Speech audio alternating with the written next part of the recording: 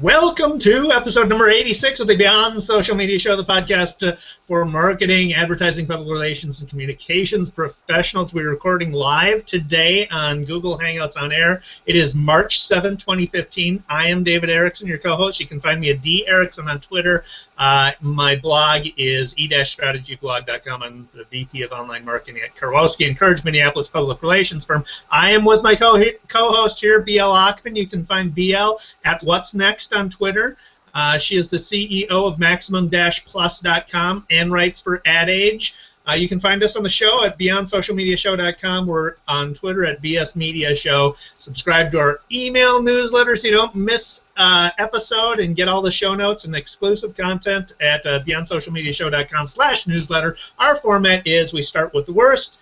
We follow that up with the best things that happen in online communications. We talk about some shiny new objects we're enamored with. We wrap it up with some stats you'll want to know next week, a programming note. Next week we will be starting an hour earlier, so that's 10 a.m. Central, 11 a.m. Eastern. We just, our schedules conflict, so we're going to have to bump it up an hour earlier, so make note of that. Just for the 1 week, then we'll be back.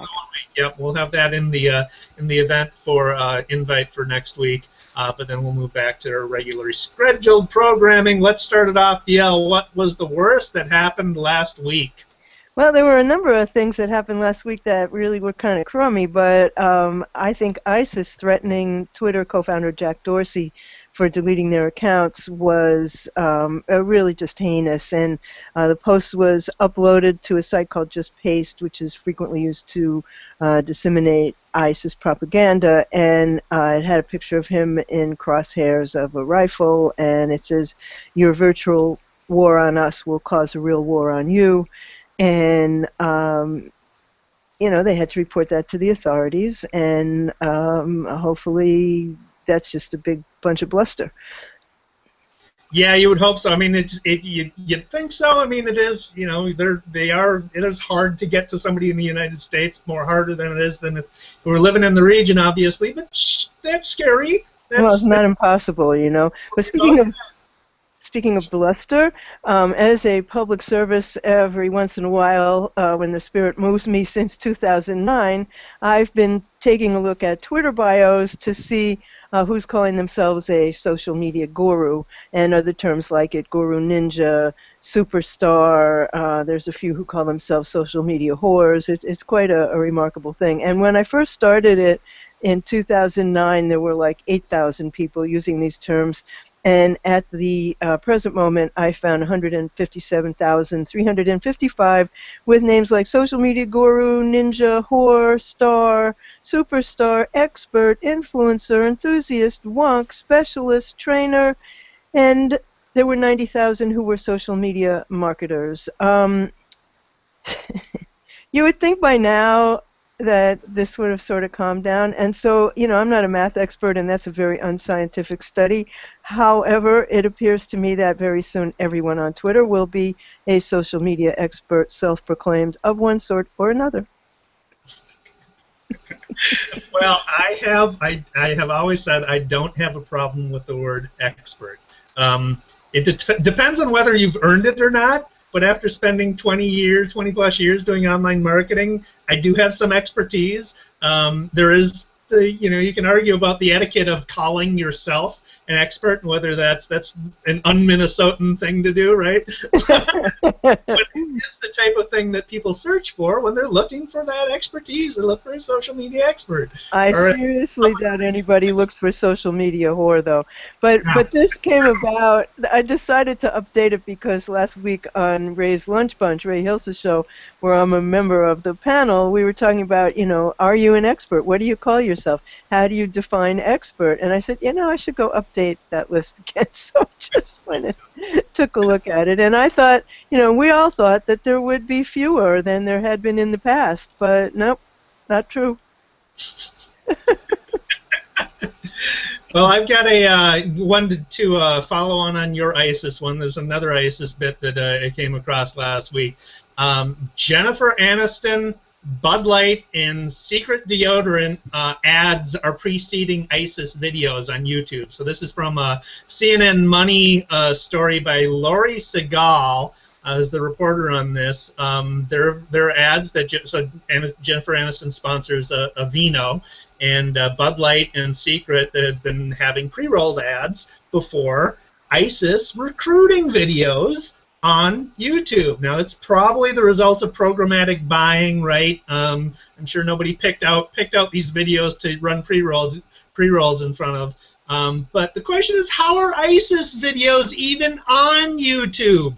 I mean, they've got an algorithm that can sniff out background music and home videos. Doesn't that blow your mind? I mean, that they don't care about an ISIS video and they'll hit on you for using, I got a copyright strike for a background of a song playing in a dance class. Yeah.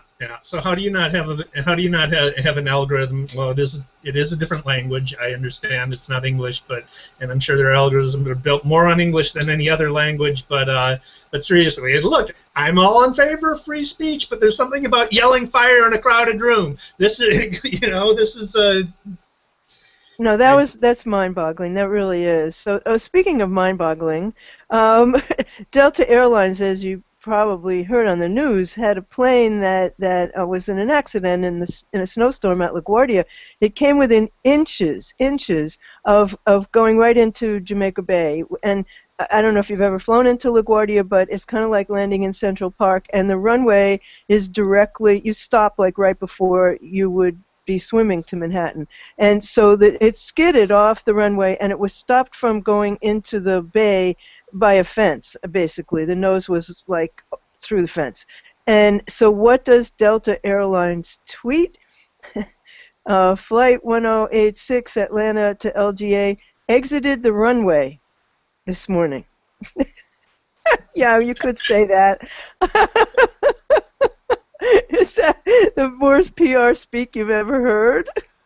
It also exits the runway. Planes also exit the runway when they take off, don't they? I mean, well, one hopes, Maybe not theirs, I don't know. But, I mean, so that was like the worst tweet. And then I got totally the worst email, which was a picture of a guy, I assume it's a guy, of a person sitting on a toilet with their pants down, holding their phone, and it says your cell phone is 10 times dirtier than a toilet seat. And then it tries to sell you this thing called Eye Shield.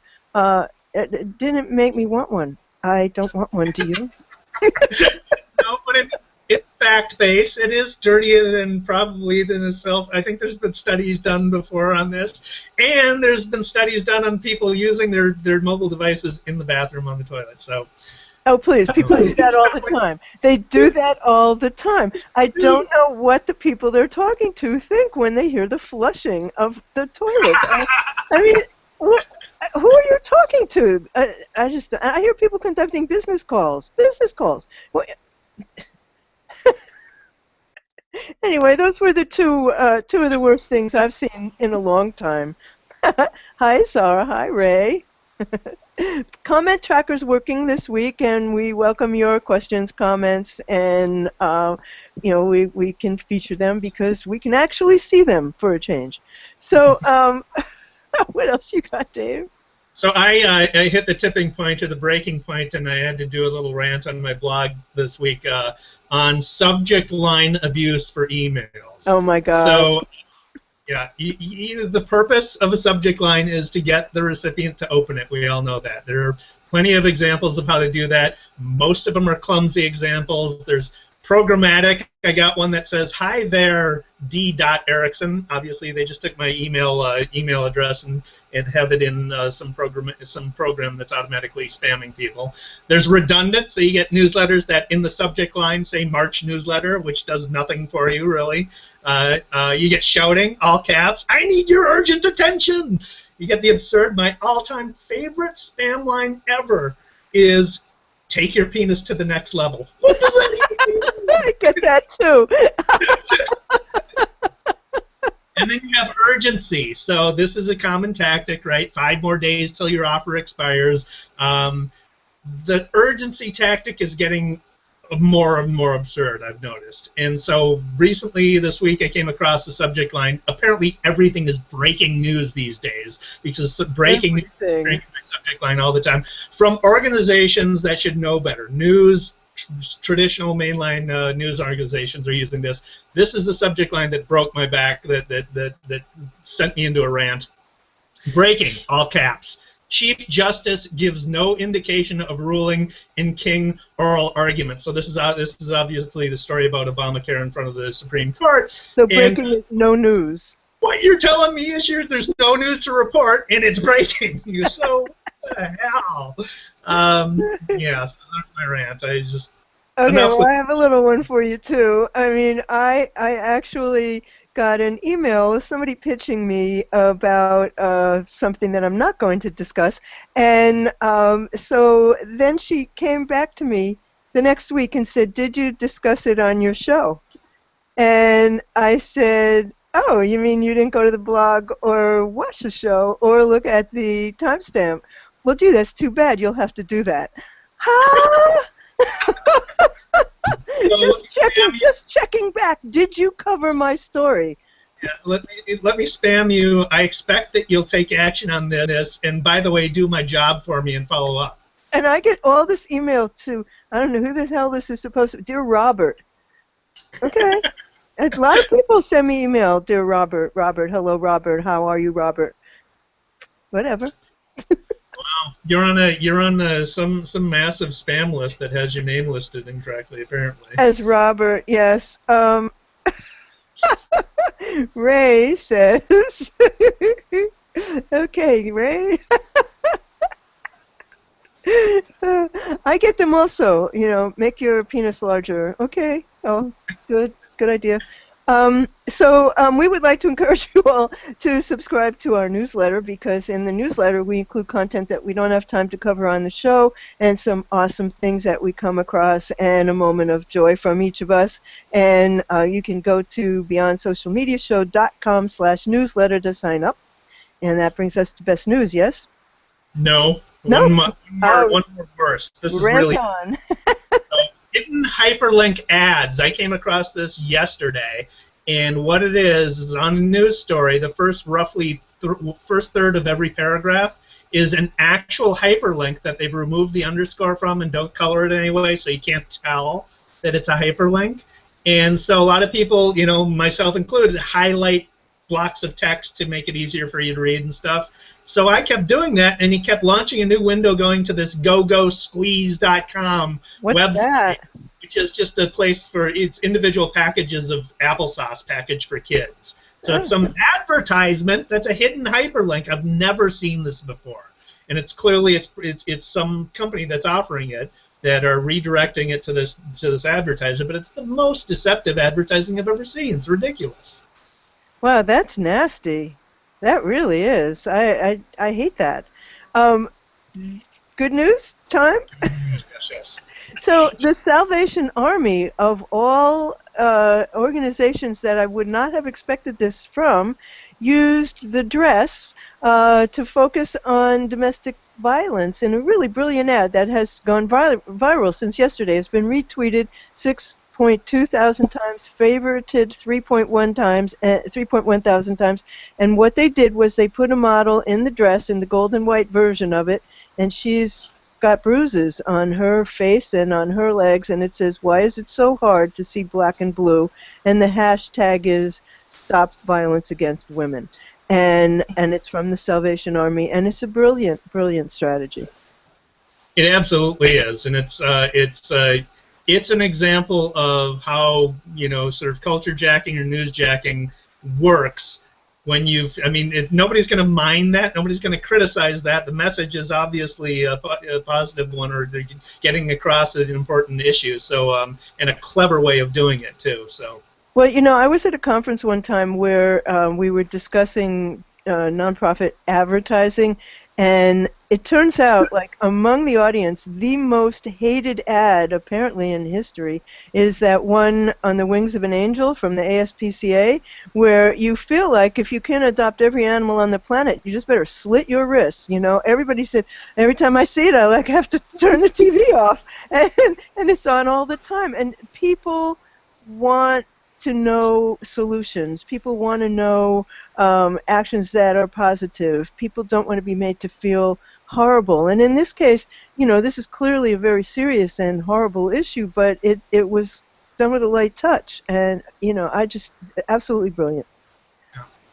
So I came across an article. This is very interesting from New Scientist. Is the publication. Hal Hodson is the reporter, and it's talking about fact-based search rankings. So, I mean, we'll have a link in the show notes. The beginning of the article is a little bit the explanation of Google's page rank, and they're using of links to determine where to rank a piece of content in the search results is a little simplified, but nevertheless, it's algorithm that will count the number of falsehoods within a page. So it's based on, it's called the knowledge-based trust score, and it draws from content from Google's knowledge graph, which is a database of facts, basically, that Google has been collecting over the years. We know that there are hundreds of ranking factors for search visibility. Among them are content quality indicators, so this is definitely among those. So marketing claims that are false need to be careful about that. And then Fox News is really going to suffer. Their search rankings are really going to suffer. One hopes. We have a question here. Is there an RSS atom link or a URL as an alternative to the email newsletter? No. Well, we'll get one. There's not. It's not for the email newsletter. You can subscribe to the blog, but there's an RSS feed for the blog. But I have one for my. Okay, we'll work that out. In a story in Adweek from Justin Lafferty, Twitter is now allowing you to embed videos on your website that originate on Twitter, and brands and media partners can deliver content to fans. You can showcase anything that you would like in a video and highlight that on your website, and you know, it's available through Twitter's iOS. You can upload them through iOS and Android, and then there's a Twitter partner called Amplify, very interesting looking company, and they provide some of the back end for it. Very cool. That's sort of shiny new stuff. Should we actually go on to shiny new stuff? No, because I have more news. So this week, Bradley Horowitz confirmed that, Dave, you've got a bunch of feedback, confirms the rumors saying that changes are coming in Google+, but in Google's usual manner doesn't say what or when. And this media frenzy immediately declares Google+ is splitting up, Google+ is dead, and, you know, an example of this kind of poorly sourced, totally incorrect post in the aptly named Hypebot says that photos have been separated from Google+ and everything else will now be in the stream. No, wrong. Just wrong. That just didn't happen. And Google this week updated its Android Hangouts app to version 3.0, and it integrates Google+ contact information, and it makes some other minor usability tweaks. And also this week, circles are now incorporated into the new contacts feature being rolled out in Gmail accounts, and that indicates that circles aren't going anywhere anytime soon. So, you know, people just need to relax. That's all. Everybody loves to say Google Plus is finished. And it's not. It's here. It's reorganizing from the inside. They just brought in a big gun to run it, and, you know, stay tuned. You don't have the answers yet.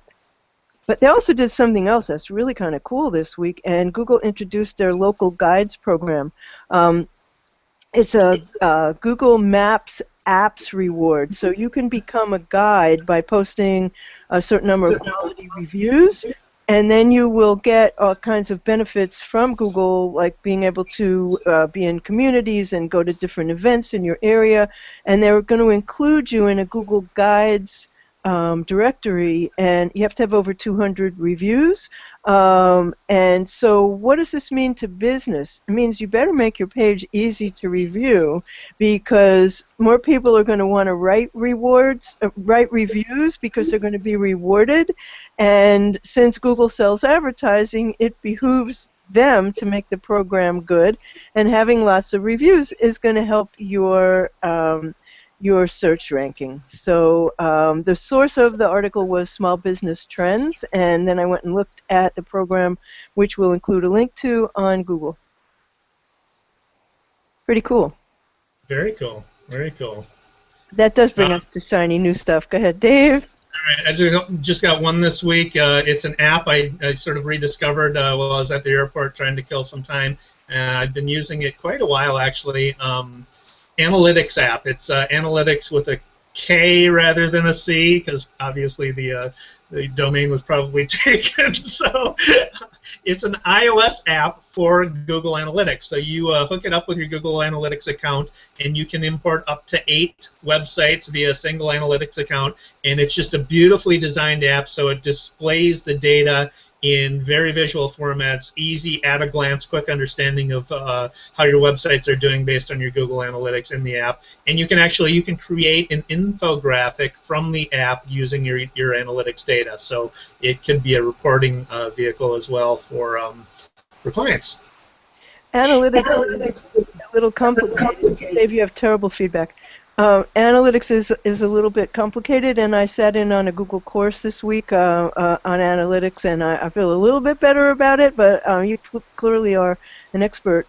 Zara Altair says people just need to relax. It's true, and she said she's been allaying fears all week and used practically the same words. And when this happened, I mean, on one post from a Google hater I won't mention, I said it's not my job to defend Google. Say whatever you want about it. he tried to put it on my timeline. I don't want it on my timeline. And Ray Hill says it's a wise move on Google's part to include circles into contacts, and the new contacts are great. I haven't had it in my Gmail yet. I'm hoping it'll turn up soon. And Ray also asked a question that I don't exactly know the answer to, but maybe you do, Dave. The advantage of uploading videos to Twitter and then embedding them on your site? You can send people to your Twitter stream, for one thing. Yeah, I think it's worth trying out. It's new, so I don't know what the answer is yet, without having done a lot of experimentation with it. But I don't know that it's much different than it is with a YouTube video. But they're both embeddable. I think the only thing that I would think of offhand right now would be YouTube uses iframes technology, and the Twitter videos apparently use JavaScript, which could give you more lag on your page downloads if you're using JavaScript versus the iframe. So that's the only thing off the top of my head I can think of. Well, we're going to have to try it out, I guess, and see, so that we'll know. But you've got another one about Twitter? No, I'm done with my. I'm leaving it to one shiny object a week in the interest of time. So. Okay. We'll set that for next week. Okay, then that brings us to daily numbers. All right, so trends CMOs think will have the greatest effect on marketing in 5 years by 2020. This is from PricewaterhouseCoopers. The top one is 51% say the Internet of Things. That's not surprising. We're already seeing that being spread out in many, many ways. So the most high profile of which are things like Philips Hue light bulbs, where you can change them using an app and stuff like that. So home automation, I think, is coming. That's a big thing. Real-time mobile personalized transactions. So that's a mouthful, but that makes perfect sense. 50% say that. So personalization coupled with mobile transactions, I can see that. Wearable technologies, that's going to continue. 29% say wearable technologies. 26% say virtual augmented reality. It's coming along. So I think if not that actual technology maturing, but in 5 years, the notion of the experience of the marketing experience or the customer experience or the brand experience is going to become increasingly important. So I think that's something you've got to pay attention to. Then 13% cited privacy backlash. I think you're seeing a lot of brands, a lot of platforms already trying to address that within the past 3 years or so. So I can't wait for augmented reality. you know. I think it'll be great. So that brings us to the end of episode 86 of Beyond Social Media Show, and we'll be back next week at 10 a.m. Central, 11 a.m. Eastern, and in the meantime, you can find us online. BeyondSocialMediaShow.com is our blog, and we will have the playlist of the show, and also we will timestamp the video, and both of those will be available by tomorrow. And you can find David at D. Erickson on Twitter, at estrategyblog.com, at creativepr.com/blog.